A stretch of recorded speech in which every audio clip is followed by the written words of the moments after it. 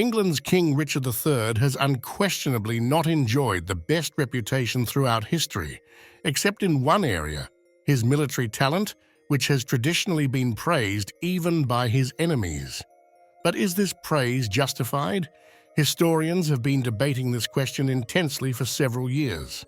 Michael Hicks, for example, has called Richard's strong military reputation undeserved. Unsurprisingly, Ricardians disagree. In the comments under my videos, viewers often draw comparisons with Henry VII, who is frequently described as a coward.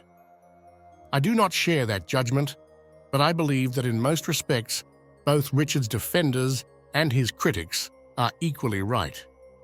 Welcome back to Lemmy History. This video is something of a byproduct of my upcoming series on Richard III and Henry VII. In that series, it is inevitable that I must discuss the military conflicts, but my focus there will be on the history of events themselves. For that reason, I am addressing the scholarly debates in a separate video before the main series begins. That is the purpose of this video. Before going into detail, we need to establish a crucial clarification, one that is essential for any fair assessment. Richard fulfilled three different roles in the military sphere. First, he was a warrior who risked his life on the battlefield. Second, he was a commander within his brother's army. And third, he was a general, meaning he held supreme command. This sets him apart from both Edward and Henry. Each of them acted only as warriors and as commanders-in-chief. Early in their careers, however, they had the benefit of experienced mentors at their side. Edward gained from the guidance of Richard Neville, the Earl of Warwick, while Henry was taught by his uncle Jasper Tudor. These men played for Edward and Henry the role that Edward later played for Richard, once the relationship between the first Yorkist king and Warwick had broken down. Richard had been instructed in Edward's household in the essential lessons of warfare. As a result, Richard was able to prove himself in battle without having to bear the immediate pressure of supreme command. In Henry Tudor's case, it has been argued that at Bosworth at least, Jasper Tudor and John de Vere, the Earl of Oxford, played such prominent roles that they were almost equal in importance to the function of the actual commander-in-chief. Yet we must remember that Richard did not charge toward Henry's uncle or toward Oxford to kill them, but toward Henry himself. The cohesion of Henry's army depended on his personal presence. If Jasper Tudor or Oxford had fallen, the fight would not automatically have ended. But had Henry died, Richard would have won. For this reason, the idea that either man was a coward makes little sense. In Henry's case, the charge is sometimes based on the presence of his bodyguard on the battlefield. Yet every commander-in-chief had one, including Richard. At Bosworth, Richard only left his guard behind in the heat of the moment. That decision certainly makes him appear brave, but it does not necessarily make him a shrewd general, since his army's survival depended directly upon him. Here we see how two of Richard's roles could stand in tension with each other. One could be a courageous and skilled warrior, yet still a poor general, and vice versa. Without wishing to sound disrespectful, a brave fighter does not necessarily possess strategic expertise, but a good general must. Thus, when we examine Richard's military strengths and weaknesses, we must always ask to which of his three roles the particular attributions truly belong. When examining the sources, it quickly becomes clear that Richard's qualities as a general are only rarely mentioned. The most positive attribution comes from the pen of Dominic Mancini. Such was his renown in warfare that whenever anything difficult and dangerous had to be done on behalf of the realm, it would be entrusted to his judgment and his leadership. With these arts, Richard obtained the goodwill of the people and avoided the hostility of the Queen, from whom he lived far distant. Edward IV himself also wrote the following lines to the Pope during the campaign against Scotland. "Thank God the giver of all good gifts, for the support received from our most loving brother, whose success is so proven that he alone would suffice to chastise the whole kingdom of Scotland. It is worth noting that this conflict involved not an open field battle, but a siege. Even so, Edward unmistakably praises his brother's abilities as a general. He had already done so when he entrusted Richard with supreme command, King Edward, to all to whom these matters appertain.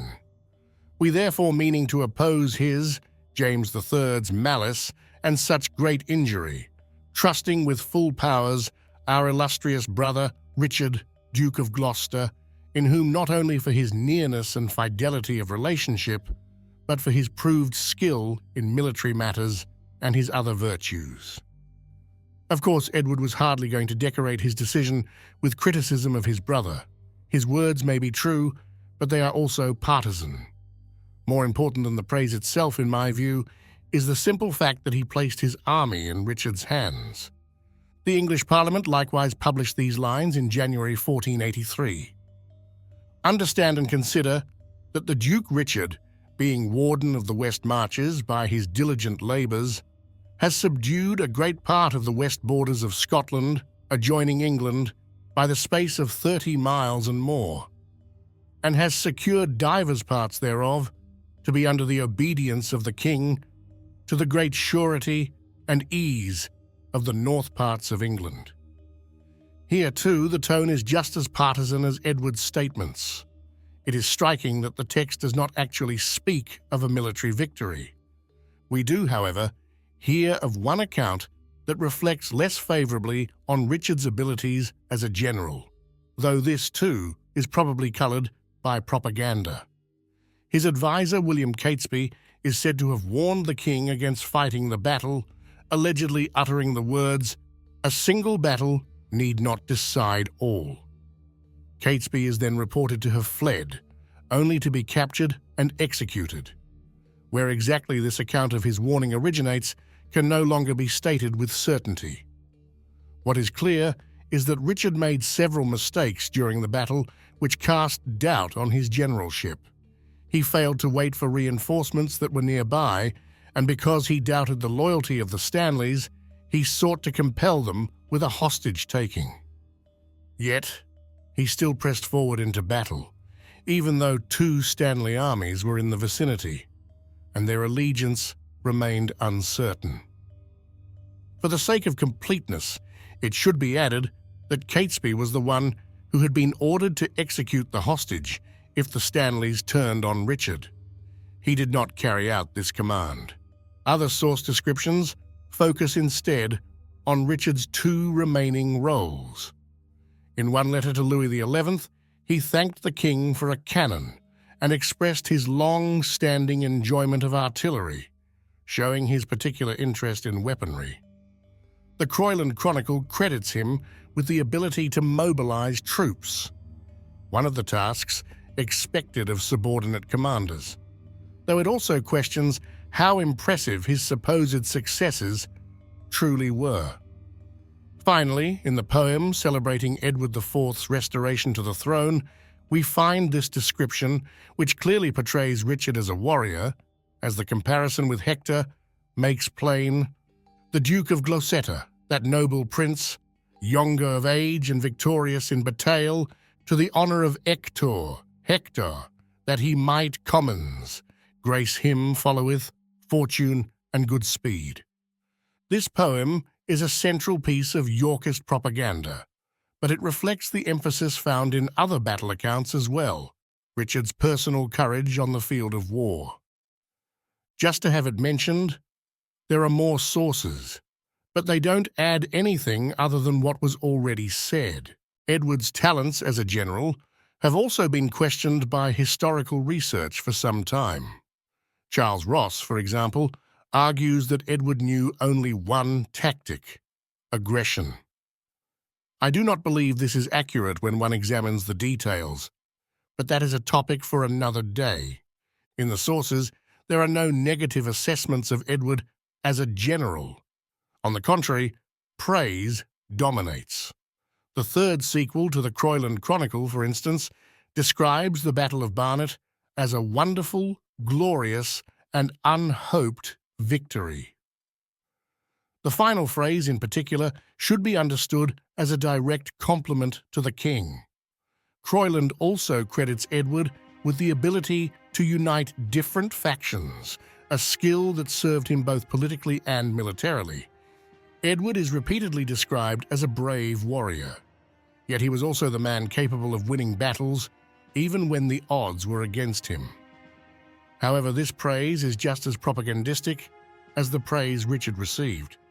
The bottom line is clear. Edward was always in command. He never lost a battle. He repeatedly faced enemies in the majority, although the exact numerical ratios remain unknown. Edward was the only general among those we have discussed for whom the sources indicate concrete strategies that deviated from classical warfare. For example, he deliberately held back a reserve and factored in elements such as the fatigue of an opposing army. It is possible that Richard also paid attention to such strategic considerations, but the sources do not allow us to verify this. One indication is that during the Buckingham Rebellion, Richard made sure the enemy could not concentrate his forces. Both Edward and Richard stand out in that their soldiers acted with remarkable discipline. Incidents like the one at Barnet, when Oxford's men abandoned the battlefield en masse without permission, did not occur in Edward's or Richard's armies. Yorkist troops under Richard of York, by contrast, certainly faced such challenges. Edward IV's personal presence, therefore, appears to have been crucial to the military success of the Yorkists. The first battle following his death marked the end of their dominance, while the last battle before his ascension nearly ended it. Edward possessed something his brother lacked. We can see precisely what this was when we consider the man who ultimately seized the throne from Richard. Henry VII, for his part, receives considerable praise in the sources as a commander-in-chief. Polydore Virgil, for example, characterizes him as a cautious and strategically minded general who carefully weighed every decision. The Croyland Chronicle credits him with the ability to remain calm even under pressure, while the Chronicle of Calais portrays him as a clever and calculating leader. What applies to Edward and Richard also applies here. A great deal of propaganda is at work, making it difficult to obtain a fully realistic picture of Henry Tudor as a general. One striking difference, however, is that unlike Edward and Richard, we do not find descriptions of his personal bravery in battle. Even Bernard André prefers to emphasize Henry's fear of God, his legitimacy, and his moderation rather than his courage on the battlefield. The only passage that hints at personal fortitude comes from Virgil. His body was slender, but well-built and strong, his height above the average. His appearance was remarkably attractive. His spirit was distinguished, wise and prudent. His mind was brave and resolute, and never, even at moments of greatest danger, deserted him. For Edward, a comparable praise is found in Croyland. He was a man of such wisdom and policy, joined with such strength of body, as to be thought most fitted for rule. Richard's intelligence is also praised, but in a different way. John Rouse, for instance, wrote in the first version of his work that Richard possessed a sharp mind and a high level of understanding. Yet he could not combine this with other qualities such as physical strength. Nicholas von Poplau's description helps here. According to the envoy, Richard was a slender man, with delicate arms and legs, and stood 3 finger-breadths taller than Poplau himself. In terms of character, Richard appears hasty and considerably more aggressive in the sources, especially when compared to Henry. The first Tudor king could afford to step back from direct military engagement, as the Battle of Blackheath in 1497 demonstrated. Richard, by contrast, never allowed himself that detachment. Combat was always personally important to him. He even came into conflict with his brother, who had withdrawn from France without fighting in 1475. Henry and Edward never left a battlefield as a loser. Richard, however, lost the only battle in which he held supreme command. What can we conclude from all this? First, because of the pervasive propaganda, every judgment must be treated with caution. It is unwise to take direct assessments from the sources at face value. They were often intended to create a narrative for the world after a battle, and that narrative did not necessarily reflect reality. Second, the successful Henry and Edward are described as physically strong. This shows that there was a clear expectation of what a commander-in-chief should look like. Richard did not fit this image. Legend has it that he wore a crown at Bosworth so that he would be easily identifiable to the enemy. On one hand, this was courageous. On the other, it also suggests that Richard did not stand out from his own army, at least in his own perception. Third, he lacked the calm and level-headedness attributed to Henry, and to a lesser extent, Edward.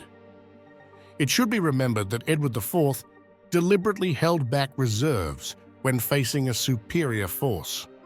Richard, by contrast, refused to wait for reinforcements at Bosworth. From this, we can draw conclusions about the three military roles Richard fulfilled. He was a brave warrior and an excellent commander in his brother's army. As a general, however, meaning in the role of supreme commander, he failed because he lacked the necessary calmness and possibly also the physical presence expected of the position.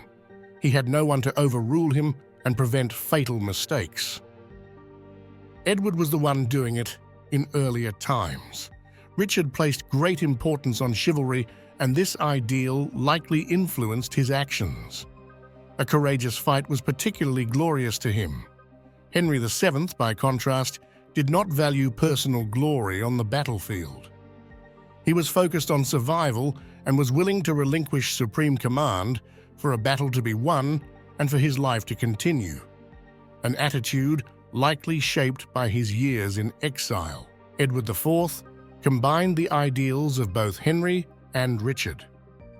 As a teenager, he had to flee for his life and spend time in exile. Yet he was heir to one of the kingdom's leading duchies, and his upbringing was designed to instill the associated ideals, much as Richard's had been. Henry Tudor, before 1483, had hardly any prospects beyond mere survival. To return to the original question, is Richard's reputation as an excellent military leader deserved? As a general, that is, in the role of supreme commander, the answer is no.